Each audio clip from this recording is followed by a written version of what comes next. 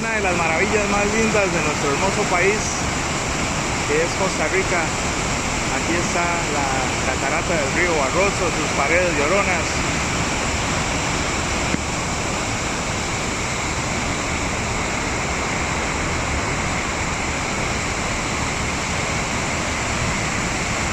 Impresionante, encantador. Agua color turquesa.